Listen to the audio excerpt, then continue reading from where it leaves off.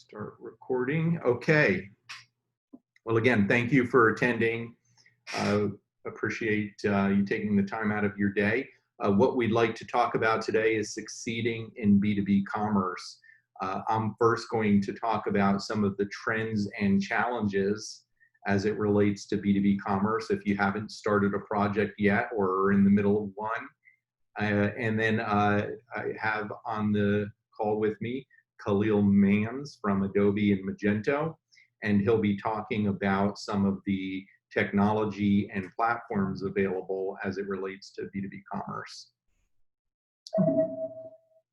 There is a question in a Q&A panel.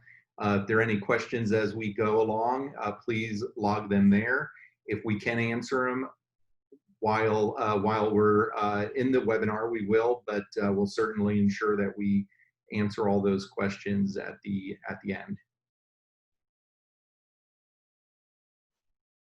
Okay, so William Gibson was a science fiction author, and he once said, "The future has already arrived, and it's just not evenly distributed yet." I feel this is the case with B2B. It's been something that's been snowballing for the last several years, but it's really reached a critical mass as of late. Every organization is at the point now where they're asking the question, how are we going to implement B2B, or when are we going to implement B2B commerce? And compared to B2C, there's a lot more complexity. There are bigger challenges that have to be taken into account. There's more at stake, but there's also more opportunity. Some of the trends we see in B2B e-commerce are what is driving, having to make these decisions and address that how and when question. Many B2B companies are moving online because their customer base is there now. As you probably have heard, this is probably not news to anyone, a growing number of B2B purchasers are millennials. They prefer that online experience, whether it's for researching product, certainly for purchasing product, and engaging with suppliers and companies. Those preferences come from their experiences with B2C. Many of them have been purchasing online and interacting with airlines and other companies for most of their lives online. And those preferences have now translated into expectations as it relates to B2B. They are the new generation of purchasers and business buyers, and they have this baseline set of expectations that includes being able to purchase online, having self-service capabilities available to them, and full-service capabilities in many cases.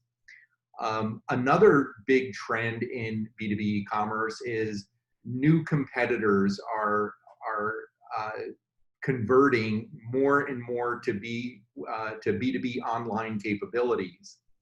Amazon is entering industries that they have never been in before, and they are competing with distributors and in some cases manufacturers selling online.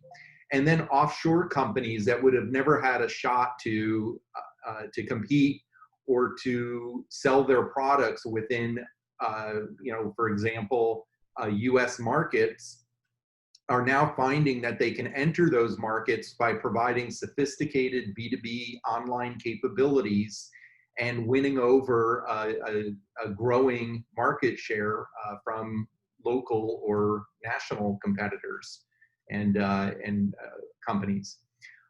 Forrester research found that 74% of B2B buyers are conducting research online before purchasing.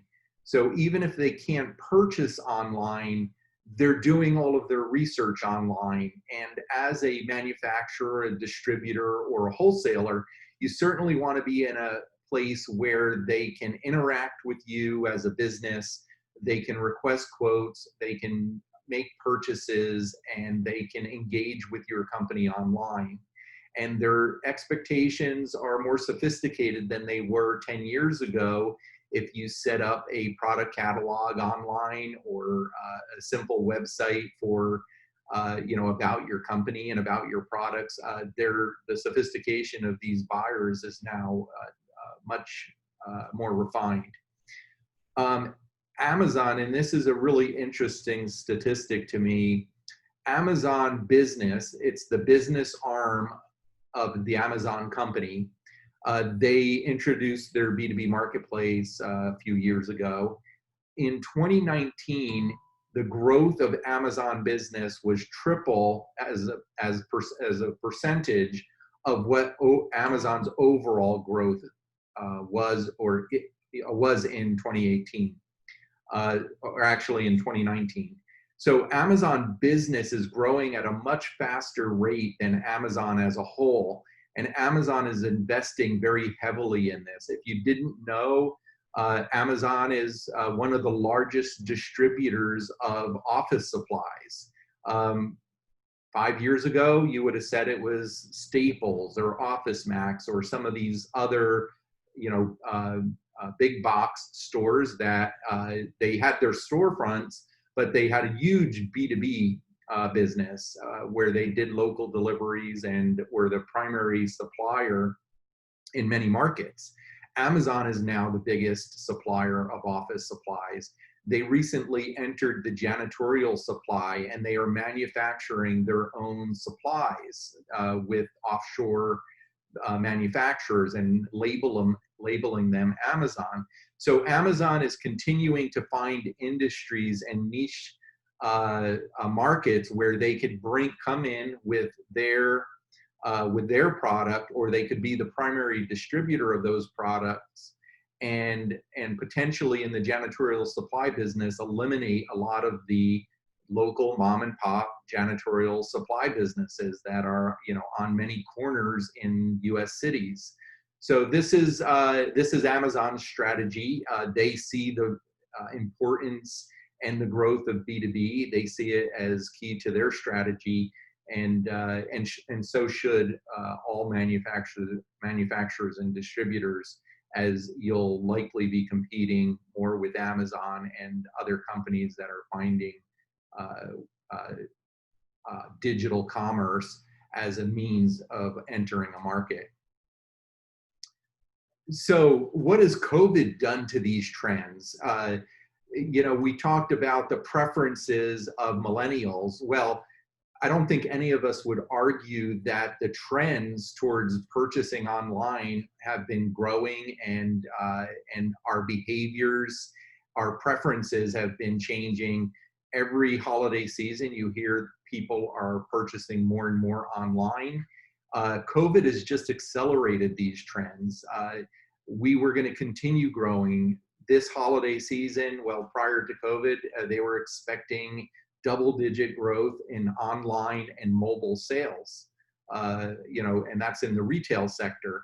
COVID has accelerated these trends. There's been, COVID's been very disruptive to entire industries. The grocery industry in a positive way, but in the apparel industry in a very negative way. Entire business models are being shaken up by this, and we're evolving anyhow as it relates to the trends towards more and more online commerce. And then sales strategies are changing. Some of the things that are impacting this is many businesses were forced to close their doors, and that was either permanent or temporary.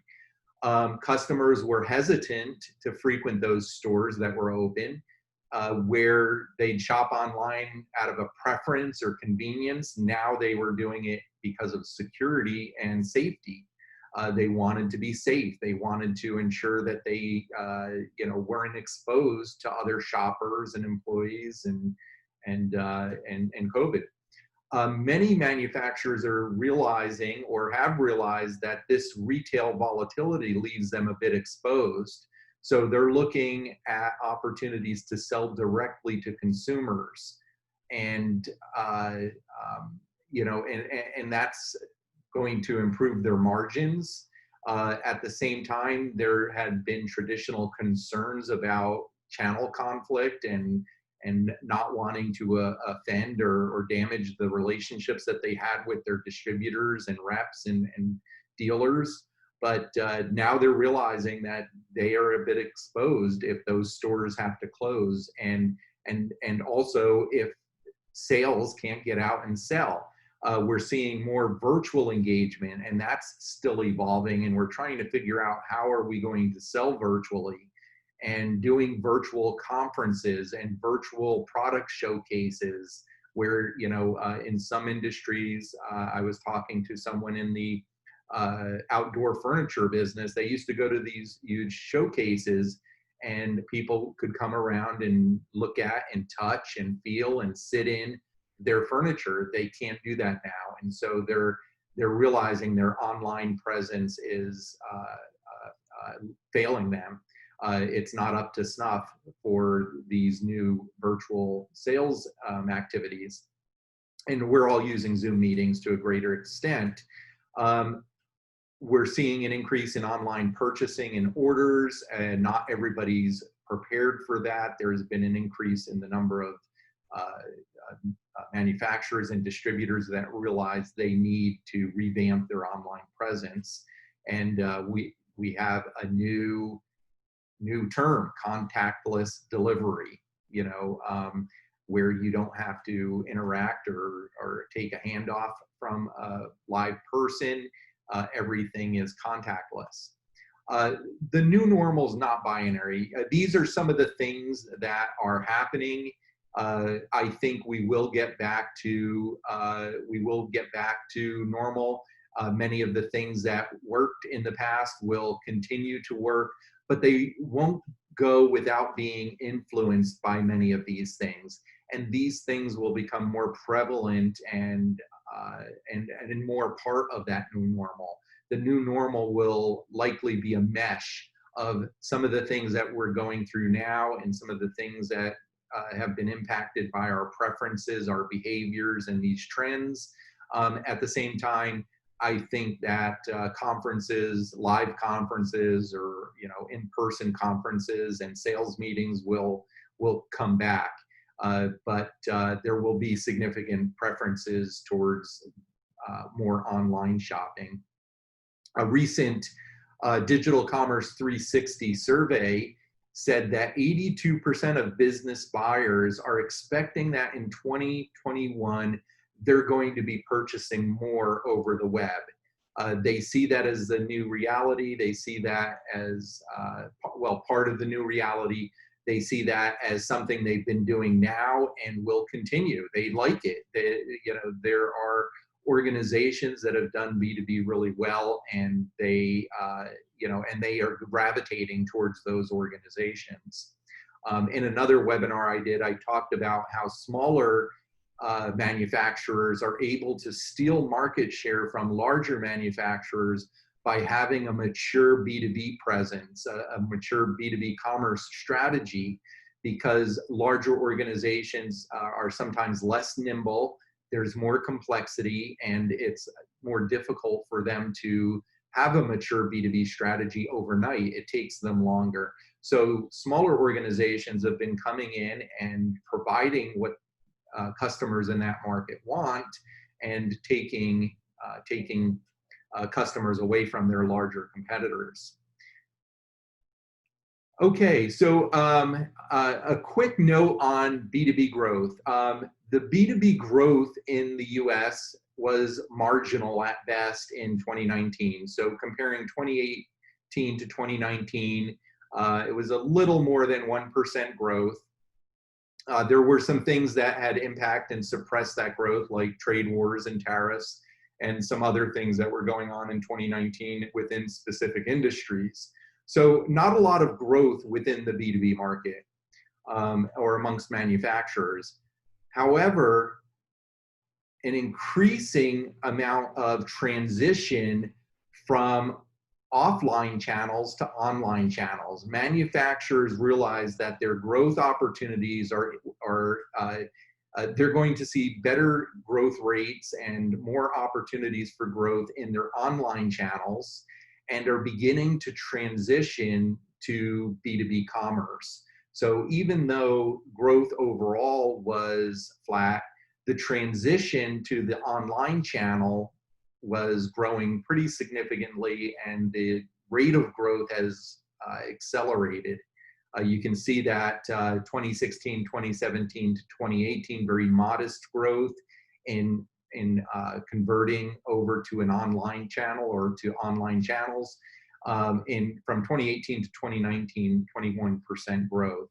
Now, what does that mean? It means they're investing in their B2B commerce and maybe having smaller stores, fewer stores. You hear about store closures from many manufacturers and distributors, even retailers. So that transition to B2B commerce means doing more online and scaling back some of the channels that were more traditional in their approach to sales.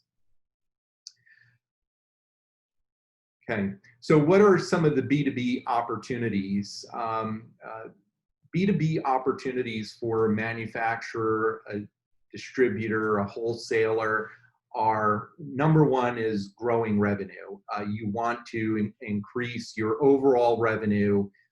Online commerce is one of the areas in which you can do that. It expands the net, in terms of your sales and your exposure and your brand recognition, and you have all these millennials that are finding your products online. So 71% of manufacturers list that the top priority for expanding B2B e-commerce is revenue growth. Also new customers, a sales force, even a network of distributors or dealers is limited, where a web presence and a sophisticated, mature web presence is going to expose you to a much larger audience and potentially give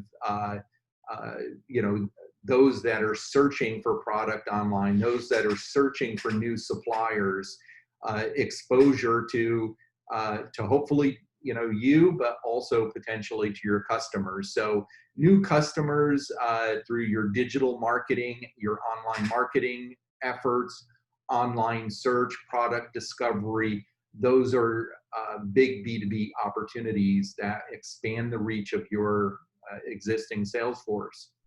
Customer retention. We certainly want to grow revenue, as I mentioned. At the same time, you don't want to lose market share to Amazon. You don't want to lose market share to competitors that are entering the market as pure B2B players. You want to be in a position where you can retain your customers by providing a mature e-commerce, B2B commerce experience, and at the same time grow and expand the reach of your market. Diversifying sales. 45% of manufacturers see B2B commerce as a way to sell online to consumers, retailers, dealers, wholesalers, distributors. It's a way, D2C, direct to consumer.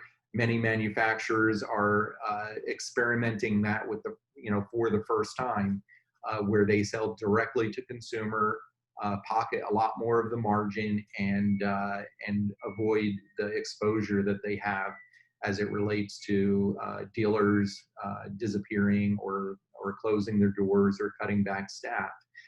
And then channel conversion. I have one client that is continuing to mature their B2B commerce offerings, and they are reallocating their sales team to really focus on selling and not account management, because with self-service, their customers can look at their order history, do reorders, create recurring orders, requisition lists. They do all this online. Their sales teams focused on sales and being hunters, finding new customers. And customer service is able to, they're no longer taking phone orders and converting fax orders into an order, or taking email orders and rekeying them into the ERP system. Customer service is truly out there making customers into fans of their business. They could be in the mode of going above and beyond, because they're not, you don't have a bank of customer service agents that are rekeying in orders.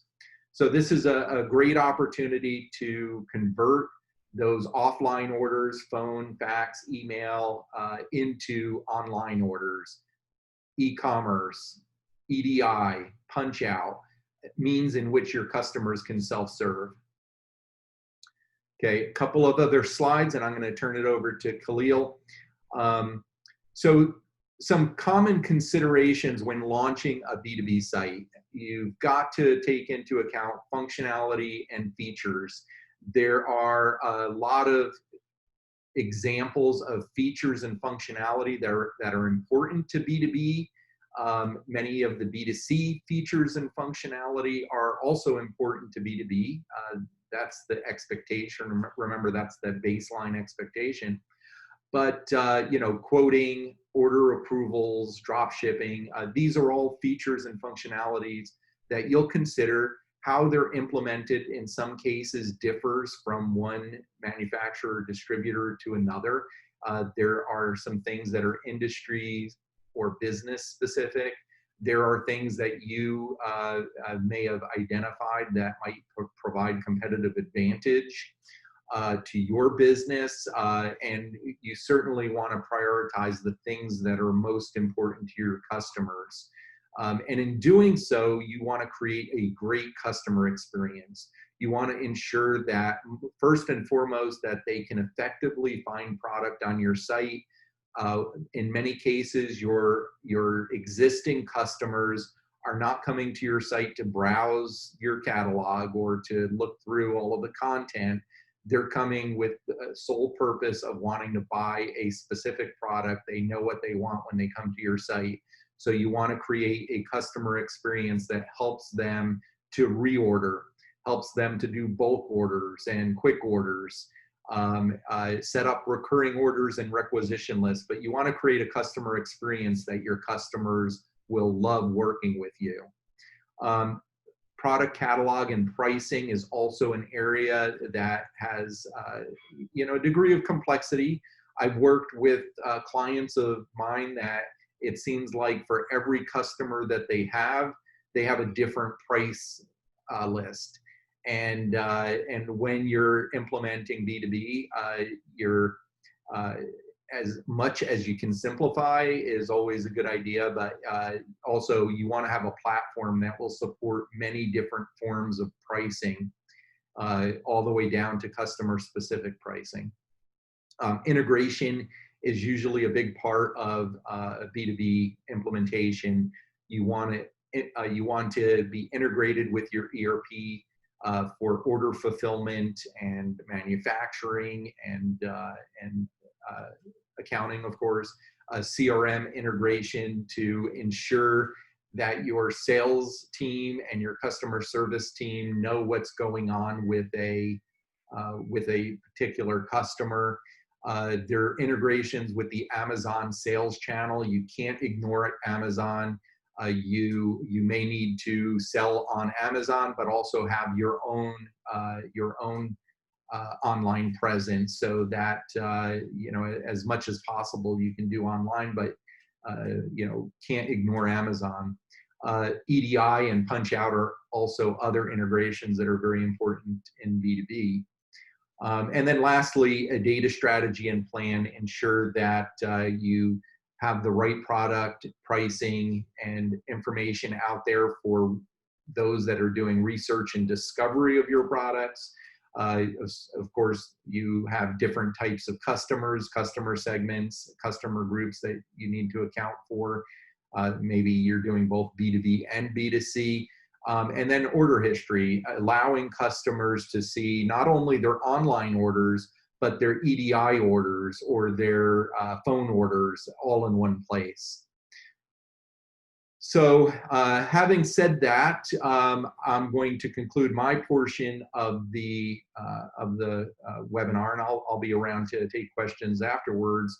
But if you are needing assistance or consultation on how to best plan for a B2B strategy, My name again is David Baier. I'm a managing partner at Crimson Agility, and I'd be happy to sit down with you for an hour and just talk about your B2B strategy, give you the opportunity to ask questions of someone that's done this for 25 years, and help you to understand, what are the first steps? What do I need to do? And we're always happy to help our clients and anyone in that process.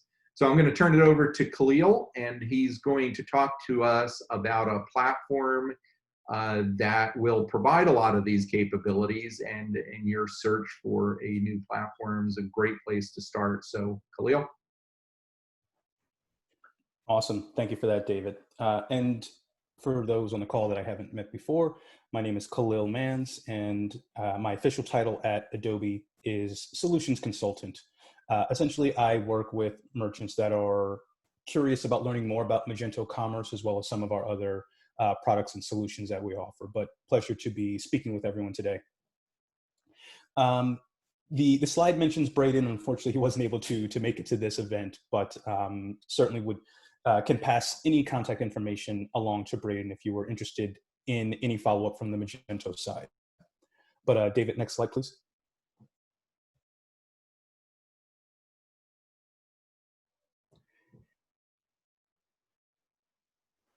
There we go. It might just be slightly delayed on my end, but while I won't go over every single one of these statistics that you see here, a lot of this complements what David mentioned. So the trends show that B2B commerce, B2B e-commerce is more important than ever if you want to keep your customers and ultimately grow.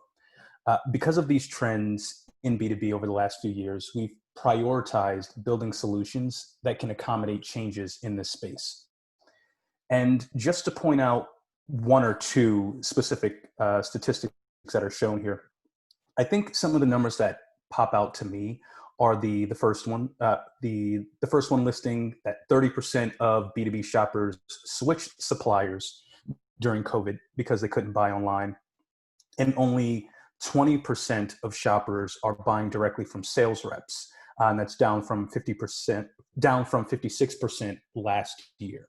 So it certainly shows that there is a change in behavior that can occur, and making sure that you are set up for the future is going to be the best way to counteract a lot of these changes. And obviously the numbers might be different for your particular business, but we might want to think of some of these numbers as just being an idea of the type of change that can happen really quickly. Next slide, please.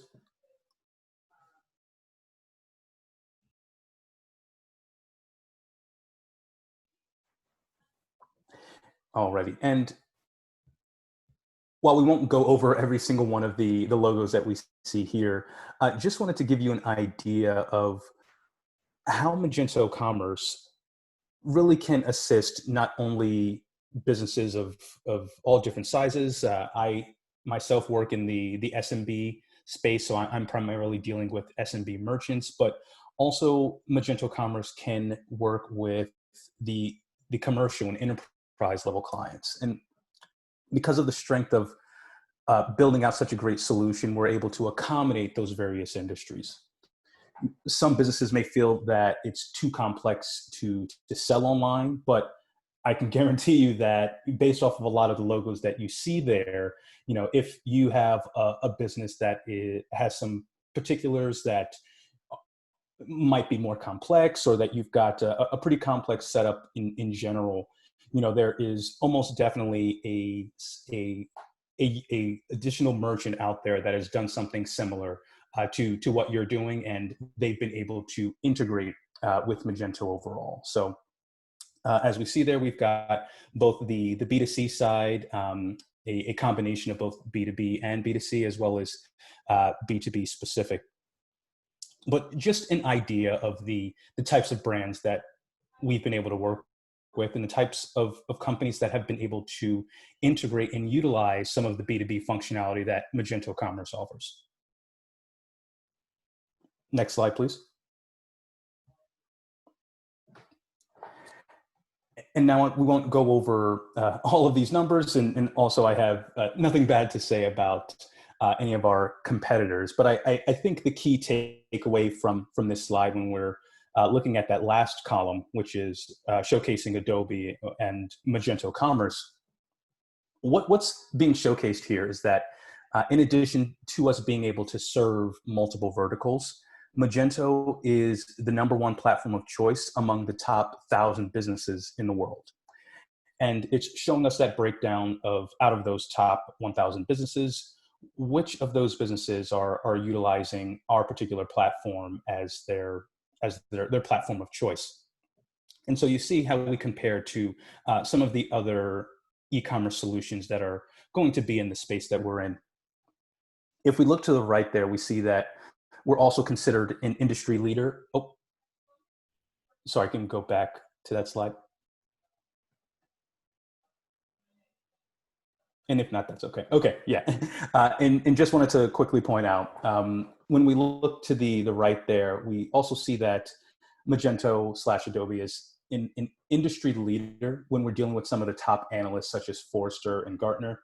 And so for those that aren't familiar, we've got the Gartner Magic Quadrant and Forrester Wave reports. And these are industry-wide reports that compare not only Adobe, but also other solutions and grading them in terms of the capabilities that they provide. So being viewed as a leader amongst all of the other heavyweight names that you see in the slide or in the section to the left there really helps you to understand that from a digital commerce standpoint and from a B2B standpoint, Magento stands out as being one of the leaders in both of those areas. Next slide.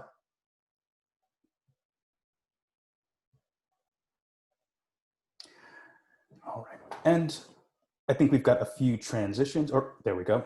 And the key takeaway, I think, from this slide is that our differentiators are going to be what sets Magento apart.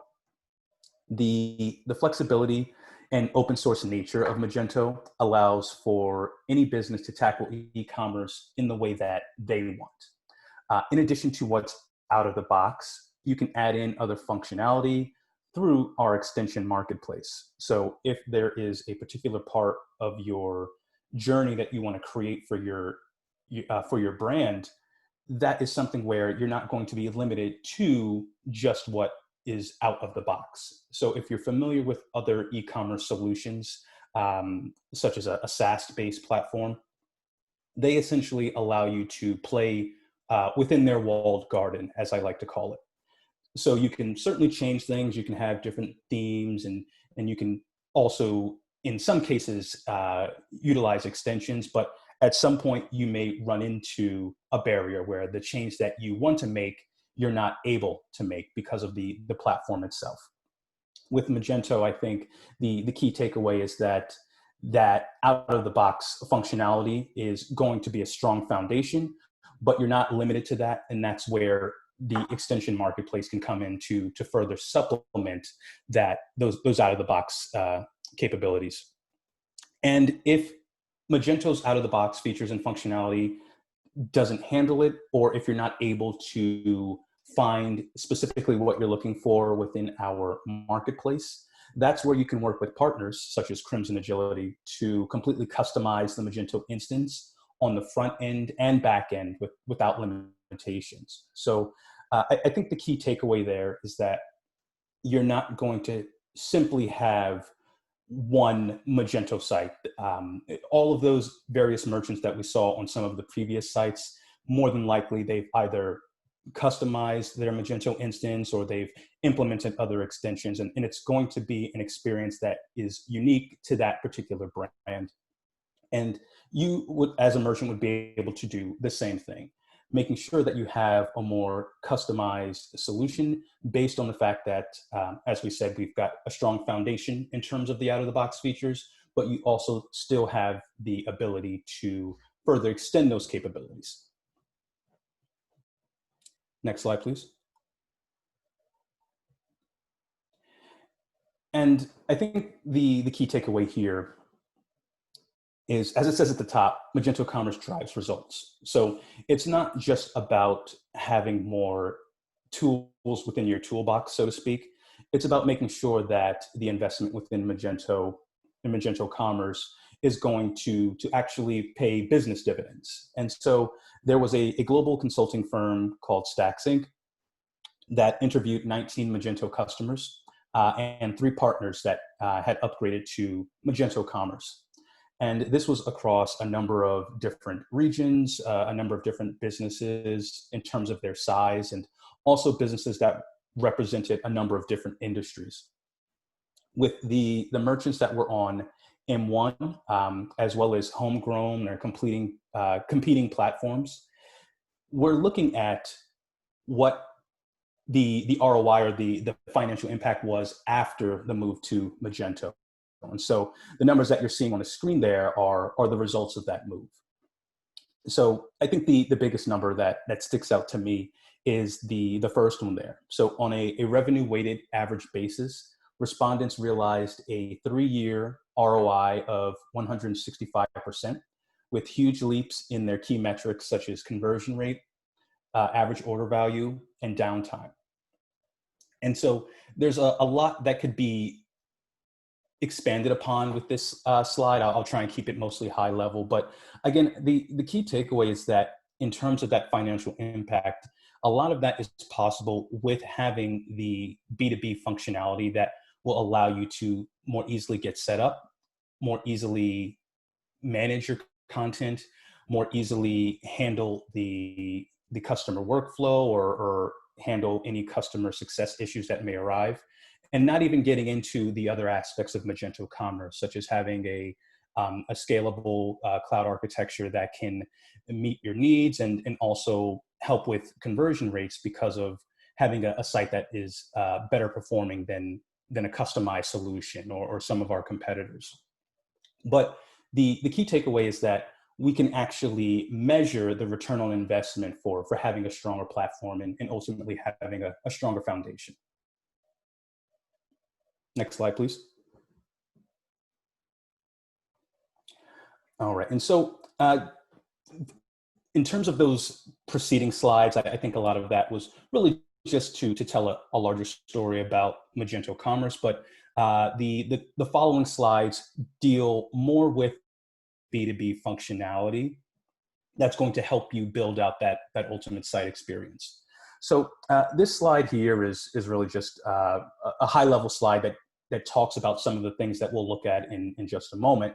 But the key takeaways here is that, as we see, a comprehensive B2B functionality powers leading manufacturers, wholesalers, and distributors. And in terms of the functionality, how we can break that down, we have that first category of our personalized experiences, meaning that you'll have the ability to create a more company-specific catalog, customizing price lists, and making sure that you can target specific content and promotions to specific identified groups of customers.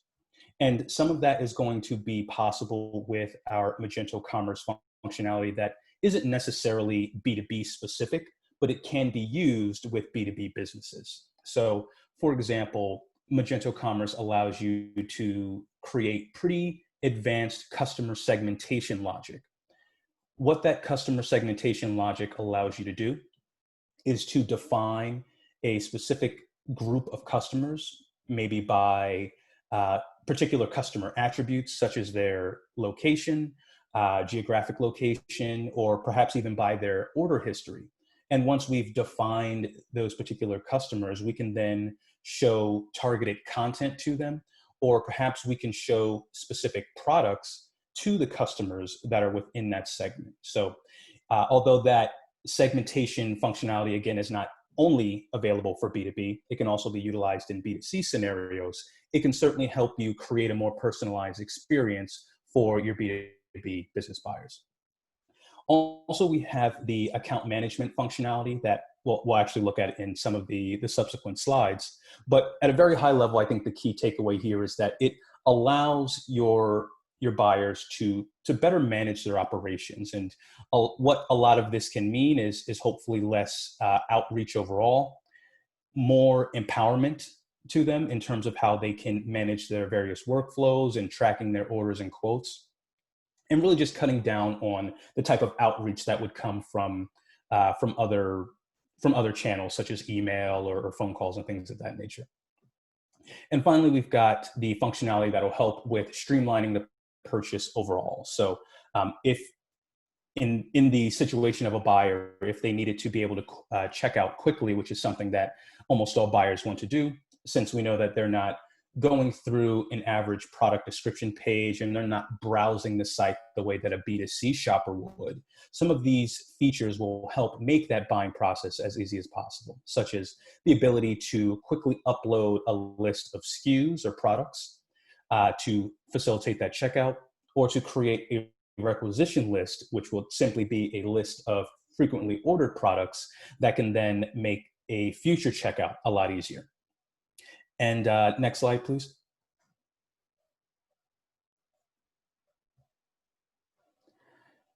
And so in the interest of time, I'll keep this high level. I think some of this is also covered in some of our subsequent slides, but with our most recent release, Magento 2.4, a lot of our B2B capabilities were expanded. And I think we started to see some of the B2B capabilities within Magento really start to expand around Magento 2.4 or 2.2, which I think was early in 2019. But in terms of our more recent updates, as we see there in the first column, we've got improvements to the B2B buyer workflow. That just means additional ways to handle quotes and order approvals. So for example, if you have a buyer who is normally able to make purchases up to $1,000, we can now set it up so that if that buyer needs to place an order for $1,500 or $2,000, you can create an order approval workflow so that a manager or supervisor can better handle that approval itself. And I think we'll actually look at that in another slide. Some of the things that I wanted to point out that aren't redundant to some of the subsequent slides would be the PWA reference theme.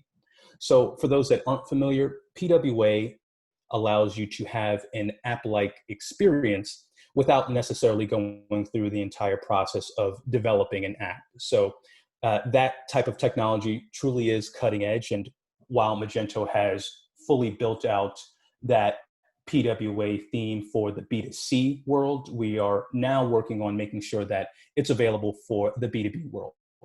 So I think the key takeaway there is that when you're thinking of creating that front-end experience and even thinking about what the future might hold, where you're not going to only be developing for mobile and the desktop experience, but perhaps you want to think about what Internet of Things or smart speakers such as Alexa or other devices, what they're capable of doing.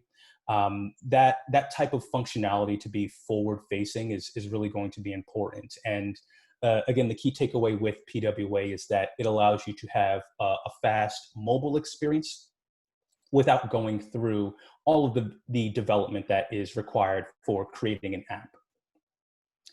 Next slide. So to talk specifically about some of the features that are going to be available, I touched on this in the previous slide, but this just goes into a little bit more detail in describing what that configurable order approval would look like and how you can create those approval rules to facilitate some pretty complex scenarios. So I gave that simple example of a buyer who is only able to place orders up to a specific threshold. Some other things that you can do is also making sure that you can loop in multiple approvers into that process. So if we have an order that is above that $1,000 threshold, and perhaps we need not only a manager, but also another manager's approval, that is something that your business buyers will now be able to create with Magento 2.4. And in terms of just making sure that any step within that notification or any step within that approval process is going to be properly communicated, you can also make sure that the notifications are automated. So if it's waiting for someone else's approval, that manager or that person that's in charge of the approval will get the proper notification that we're waiting on them to complete the rest of that approval process. And as we see at the bottom there, it's also API enabled. So if you're working with a solutions partner, if there is any type of customization that may be needed, or if we need to think about creating more advanced or more complicated approval rules, that would be possible. Next slide.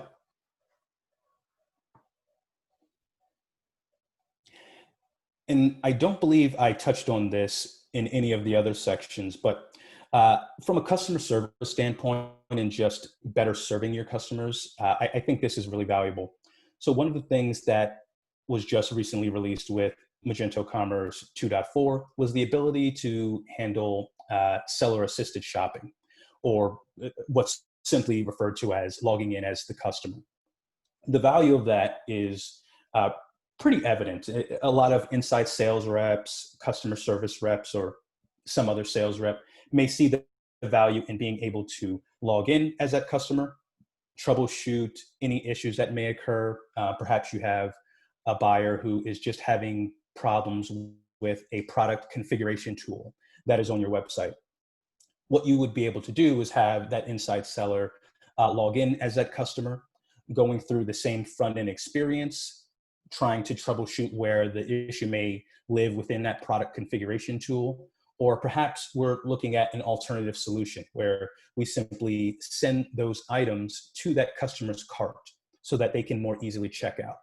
Or perhaps we are looking to choose a more complex product configuration for a customer, and we want to save that as a requisition list so that they can more easily check out in the future. Those would be things that would be possible by your team, by that inside sales rep. And in terms of those that might be worried about security, all of the merchant actions are logged. So we would have a record of if an order was placed by the sales rep through the front end, as well as being able to track that on the back end. Next slide.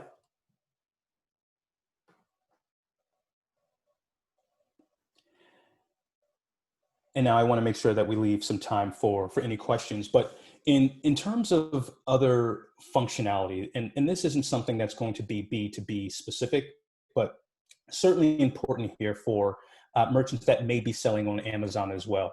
Not only can you have a list of your Magento orders with our Amazon sales channel integration, that can now be integrated with Magento so that, in a sense, you can have a central command center for managing all of your listings. So once you install that integration, once it's set up, and once you've added in your Amazon stores, you can have one single source of truth so that you can look at both your Magento orders as well as your Amazon orders. You also have the ability to import and sync your existing Amazon listings into your Magento catalog. And the inverse of that is true. You can create and manage your Amazon listings for your Magento catalog products. And it even allows for some more complex functionality, such as managing the competitive prices and trying to compete with your competitors on pricing right from within the Magento admin panel. So the key takeaway here is that you're able to integrate that channel within Magento, and instead of logging into two places to manage both your Magento store and Amazon, it can all be managed within Magento. Next slide.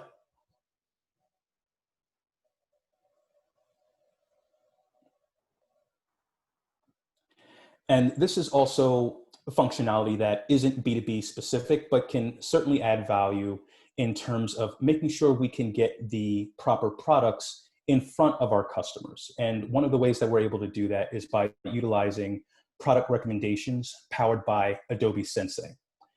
For those that aren't familiar, I think the key takeaway in terms of understanding the value of just AI in general is that what that artificial intelligence is actually doing is analyzing shopper behavior. So if you've got thousands of transactions, hopefully even more going through your site, it is able to analyze that behavior and then display personalized product recommendations based on that total behavior. And in terms of how you as a business user can utilize this tool, Magento allows you to, within the Magento admin panel, easily place these recommendations on various parts of your site. So the artificial intelligence is analyzing that shopper behavior, creating those personalized recommendations, but a business user would be able to control whether those recommendations appear on the home page or a specific product description page or another part to your website. And in terms of what types of recommendations are available, if you're familiar with the customers that have bought this, have also bought that, or customers that have viewed this, have also viewed that, those types of recommendation types, those are going to be available with other recommendation types to choose from. But the key takeaway with this functionality is that this is no longer going to be only for the enterprise type of merchants. This is going to allow you to start to utilize artificial intelligence and easily place these artificially intelligent generated recommendations within your site. Next slide.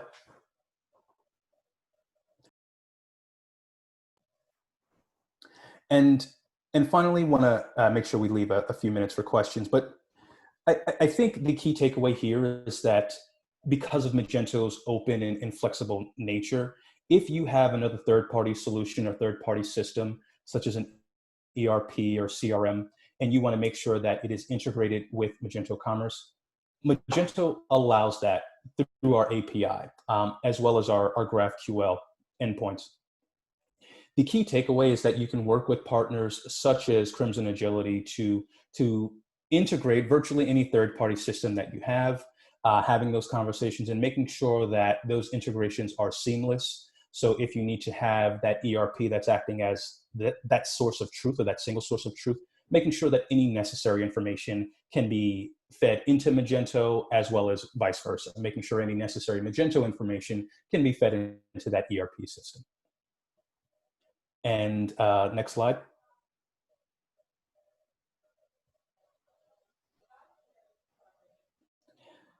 So I think there's just one additional thank you slide after this, but really quickly here, the key takeaway, and some of these case studies can be found on our website, but the key takeaway is that it's this B2B functionality that's going to allow you to see a material difference with your business. And what I mean by material difference is that you'll be able to actually measure the business impact of some of these features and some of these functionalities once they've been implemented. We can see how having the ability to assist customers can help with cutting down on phone calls and faxes, or having the capability to submit quotes with Magento can cut down on some of those legacy processes. We can also see how the ability to add in product recommendations would allow you to increase your revenue by putting forth perhaps some of your items with the highest margins or some of your best selling products first. So in terms of some of the other statistics that are shown there, what I would want you to take away is that we really do see some of our merchants having a business impact and seeing that the return on their investment is actually something that can be quantified based on the implementation of some of these features. And David, I don't think that there are any other slides left, but just wanted to make sure I left a minute or so to pass it back to you. Great. Yeah, I just want to thank everybody for attending today. There are no unanswered questions currently in the QA forum, but if you have one, please feel free to ask there. But myself, Braden, Khalil are all available if you just want someone to share your ideas and your thoughts with as it relates to B2B commerce and B2B digital transformation within your company. I'm happy to listen to your ideas, your thoughts, understand what some of your challenges are, and then help you to plan for those, help you to understand what's been done and where the capabilities and limitations are of the various platforms out there. But Magento is a great platform, as Khalil pointed out, very flexible, and is going to provide the most options, features, as well as the flexibility to do what you need e-commerce platform to do. So we're happy to talk with you and help you to just collect your thoughts, organize them, and begin the process of planning your B2B digital transformation. Okay, well, if there are no further questions, I again want to thank everybody for attending. We will send out a link to the recording as well as to the slides. Thank you, everybody. Thanks, everyone.